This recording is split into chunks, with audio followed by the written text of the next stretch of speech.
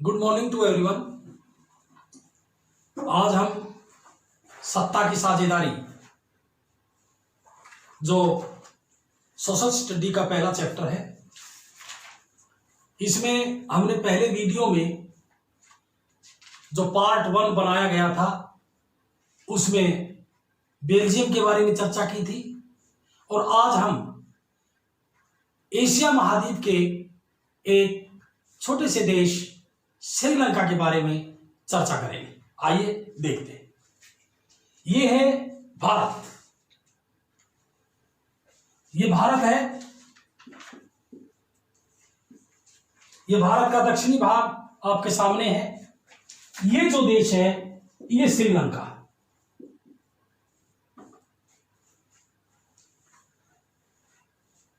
Bharat England का गुलाम था जो यूरोपियन देश है, और भारत के साथ साथ श्रीलंका को भी अंग्रेजों ने अपना गुलाम बना लिया था।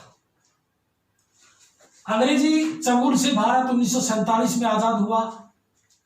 अगले ही साल श्रीलंका 1948 में ब्रिटिश गुलामी से स्वतंत्र हो गया। स्वतंत्र होने के बाद श्रीलंका में लोकतांत्रिक सरकार बनी। लोकतांत्रिक सरकार ने यहां पर अपना शासन करना शुरू कर दिया,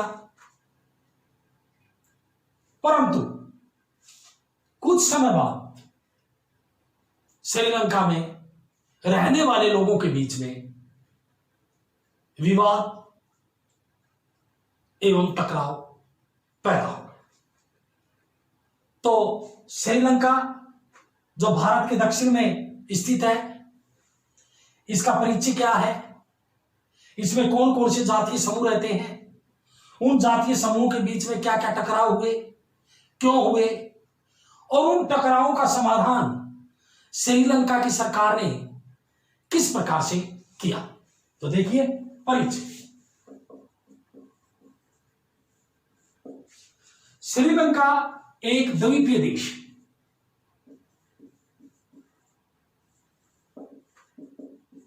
द्वीपीय द्वीप होता है जो पानी से चारों तरफ से घिरा हुआ हो।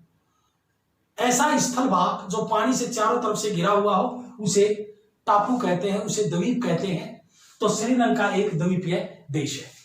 1948 में स्वतंत्र हुआ। अंग्रेजों का यह गुलाम था।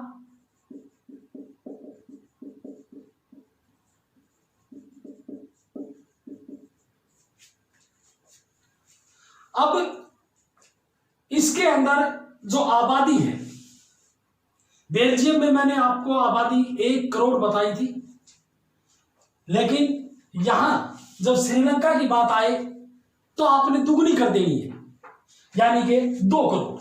तो यहां की आबादी लगभग 2 करोड़ है। और ये श्रीलंका जो है, इसकी अगर तुलना की जाए आबादी में हरियाणा से, तो हरियाणा की जो आबादी है, श्रीलंका की जो आबादी है वो लगभग बराबर है। अगर पूछा जाए कि हरियाणा की श्रीलंका की जो आबादी है वो हरियाणा से की आबादी से तुलना कीजिए, तो आप बताएंगे श्रीलंका और हरियाणा की आबादी लगभग बराबर है। इसकी जो राजधानी है वो कोलंबो है। कोलंबो नाम सुना होगा। यहां पर क्रिकेट स्टेडियम भी है, क्रिकेट होते रहते हैं। अगर पूछा जाए आपसे श्रीलंका की राजधानी क्या है तो आपने कोलंबो बतानी। ये था श्रीलंका का परिचय। अब श्रीलंका की जातीय बनावट, कौन कौन से जातीय समूह श्रीलंका में रहते हैं। देखिए, श्रीलंका का पुराना नाम है सिंगल द्वीप। सिंगल द्वीप पहले नाम था, आज इसका श्रीलंका नाम है। तो यहां पर जो जातीय समूह है वो सिंगली, दूसरा समूह तमिल है, तीसरा ईसाई।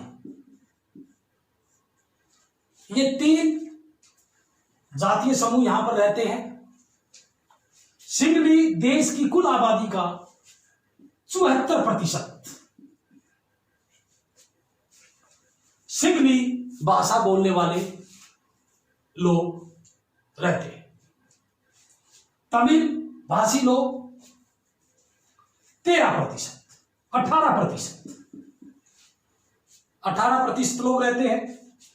ईसाई बोलने वाले जो ईसाई लोग हैं, जो सिंगली और तमिल दोनों भाषा बोलते हैं, वो 7% है।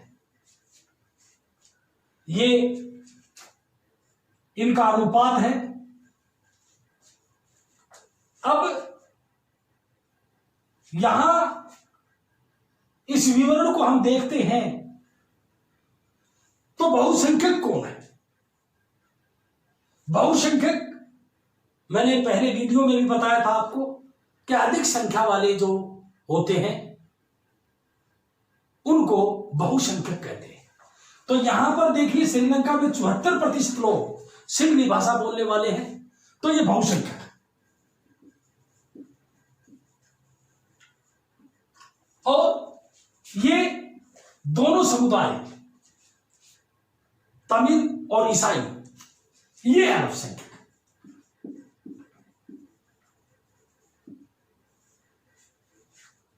अब जो सिंगली भाषी लोग हैं वो बौद्ध धर्म को मानते हैं। किस धर्म को मानते हैं? बौद्ध धर्म को। जो तमिल भाषी लोग हैं उसमें हिंदू भी हैं, मुसलमान भी हैं।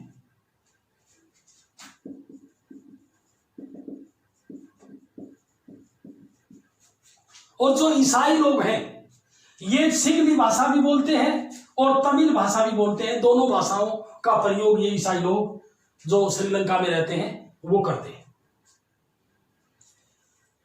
ये थी श्रीलंका की जातीय बनावट।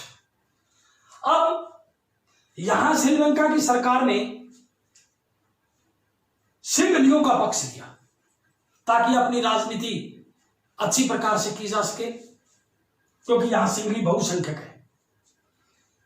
इसका अर्थ यह हुआ कि श्रीलंका ने बहुसंख्यकवाद को बढ़ावा दिया। बहुसंख्यकवाद का क्या अर्थ है? बहुसंख्यकवाद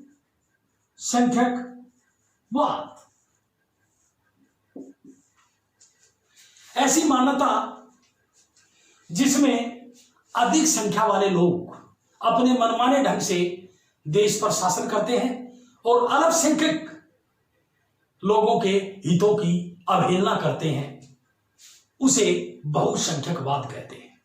और यही चीज जो है श्रीलंका ने अपनाई, जिससे श्रीलंका गृह युद्ध की चपेट में चला गया। और वहां पर गृह युद्ध हुआ, वहां पर सिंगली और तमिल भाषी लोगों के बीच में विवाद गहरे हो गए, मतभेद बढ़ गए, टकराव हुआ, काफी लोगों की जानें गई। कुल मिलाकर के श्रीलंका में कई वर्षों तक अशांति बनी रही। ऐसा क्या किया श्रीलंका ने जिससे तमिल लोग नाराज हो गए और गृह युद्ध का सामना करना पड़ा? देखिए,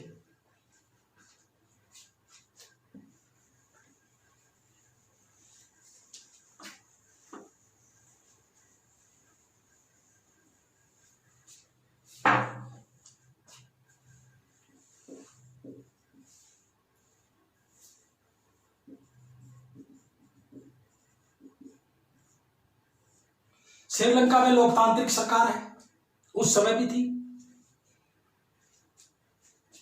श्रीलंका की सरकार ने संविधान में क्या क्या प्रावधान किए। पहली बात, 1956 में एक कानून बनाया।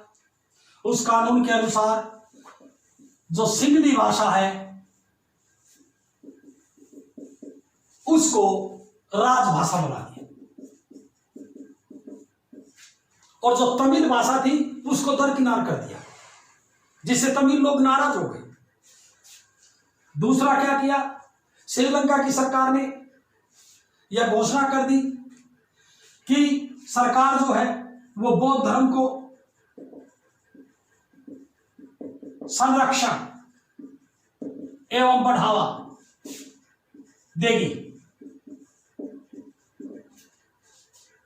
दूसरी बात यह है, तीसरी, जो देश के अंदर विश्वविद्यालय हैं, कॉलेज हैं, उनमें दाखिला जो बच्चे लेते हैं उसमें सिंगली भाषा वाले बच्चों को प्राथमिकता दी जाएगी। यहां पर भी पक्षपात किया गया। विश्वविद्यालय एवं कॉलेजों में सिंगली भाषी लोगों को प्राथमिकता। अब आ जाइए नौकरियों में, सरकारी नौकरियों में।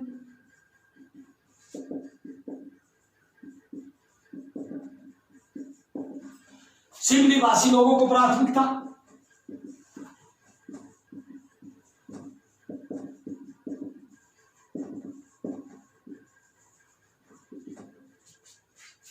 सारे के सारे कार्य ऐसे हैं जिसमें केवल एक समुदाय के हितों का ध्यान रखा गया, बाकी समुदाय जो अल्पसंख्यक थे उनके हितों को अनदेखा किया गया, जिससे तमिल लोग श्रीलंका के अंदर अपने आप को बेगाना समझने लगे और तमिल लोग नाराज हो गए।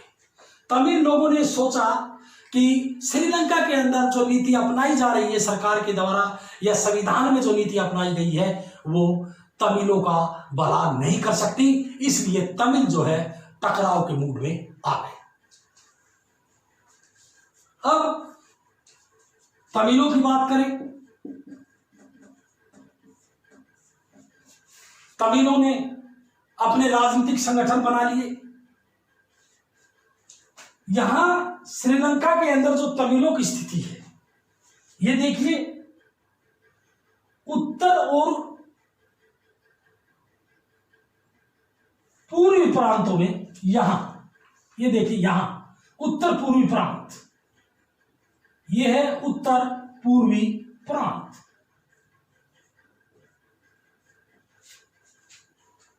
और उत्तरी प्रांत, ये जो हिस्सा है श्रीलंका का, इस हिस्से में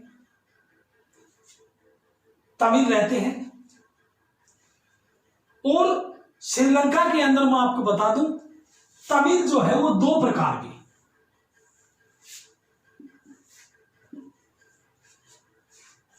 एक तमिल श्रीलंकाई मूल के तमिल, जो दूसरे प्रकार के तमिल है वो है हिंदुस्तानी तमिल, या हम इसको कह सकते हैं भारतवंशी तमिल।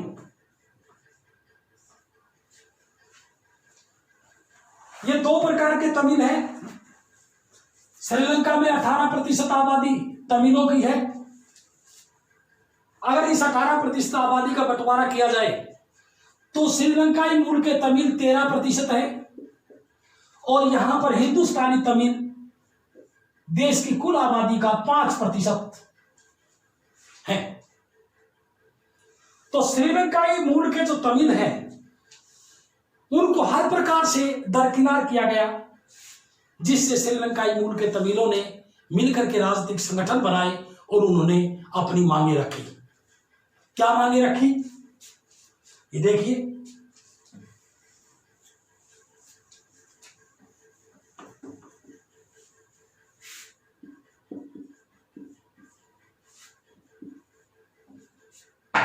तमिलों की मांगे।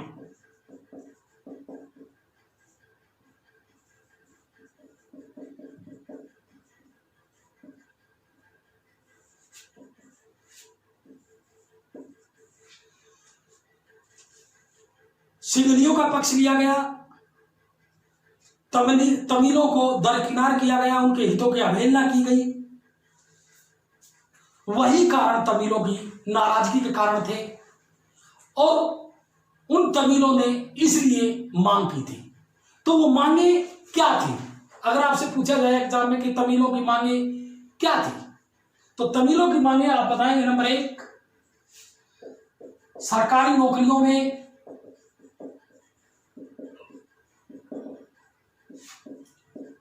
सभी को समान अवसर,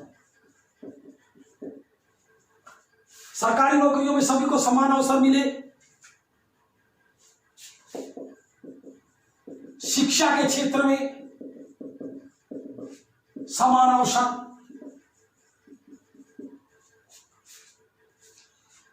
एक स्वायत्त राज्य की मांग कि भाई तमिल जो है एक स्वायत्त राज्य, एक स्वतंत्र राज्य बनाना चाहते हैं। उन्होंने मांग की जिसे तमिल इलम कहा जाता है। कई बार पूछा जाता है तमिल इलम क्या है, तो आपने बताना है श्रीलंका के उत्तर पूर्वी प्रांत में तमिलों के द्वारा एक स्वायत्त राज्य की मांग की गई। उस क्षेत्र को तमिल इलम के नाम से जाना जाता है। ये तमिलों की श्रीलंका के अंदर मांगे थी, लेकिन श्रीलंका की सरकार ने इन तमिलों की सभी मांगों को खारिज कर दिया, मानने से इनकार कर दिया। परिणाम स्वरूप श्रीलंका में गृह युद्ध हुआ, हजारों लोगों की जानें चली गई, सांस्कृतिक रूप से, सामाजिक रूप से श्रीलंका विनाश की तरफ चला गया। अंततः 2009 में श्रीलंका में गृह युद्ध समाप्त हो गया। अगर आपसे पूछा जाए श्रीलंका में गृह युद्ध कब समाप्त हुआ, तो आपने बताना है 2009। इसी के साथ ये टॉपिक खत्म होता है और इसी के साथ थैंक यू वेरी मच।